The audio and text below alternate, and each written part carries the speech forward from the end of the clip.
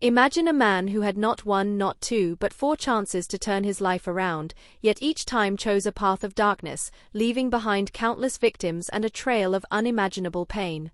This shocking and tragic case from Taiwan has sparked outrage, and it raises a crucial question: could the justice system have prevented more suffering if it had acted differently?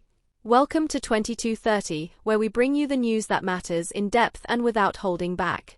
Today we cover a story of repeated justice failures and a man who became a serial predator, inflicting suffering on his innocent victims.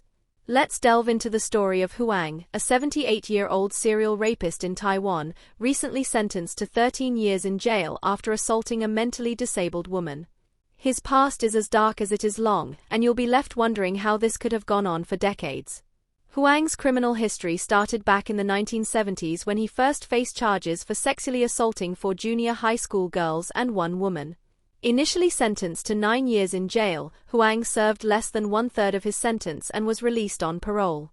It was soon after his release that he targeted a 14-year-old girl surnamed Zhong, whom he lured into his rented room, violently assaulted and eventually murdered.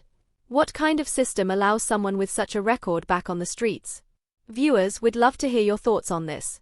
After being sentenced to death for the murder, Huang's punishment was shockingly reduced to a life sentence, and then to just 10 years in 1988, under Taiwan's Criminal Commutation Act.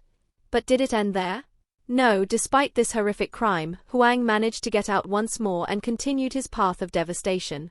By 1993 he had sexually assaulted another underage girl, leading to a 6-year jail term, yet he was again released on parole by 2004. One would think after 3 convictions, that might be the end of his story. But Huang, now changing his name and becoming a monk, continued his cycle of violence. This time he targeted a mentally disabled woman named Xiaohua, breaking into her house and threatening her before sexually assaulting her. After the attack, Huang gave her a mere 1,000 new Taiwan dollars, trying to cover up his vile act. The fact that a person with such a history could hold a position of trust and authority as an abbot, it's beyond shocking. During his trial for the assault on Xiaohua, Huang even attempted to use his old age as an excuse, claiming he no longer had any sexual desire. However, the judge was unconvinced, and rightly so, sentencing him to 13 years in jail. But does this sentence bring justice, and can it compensate for all the lives that have been shattered along the way? We'd love to know what you think. Should there have been stricter parole guidelines for repeat offenders like Huang? What measures should be in place to ensure that justice truly protects society?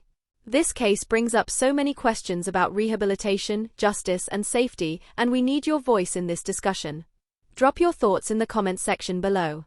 If you found this coverage valuable, don't forget to hit the like button, share this video to spread awareness, and subscribe to our channel 2230 for more in-depth news stories. Let's talk about how we as a society can do better to prevent such tragedies from ever happening again.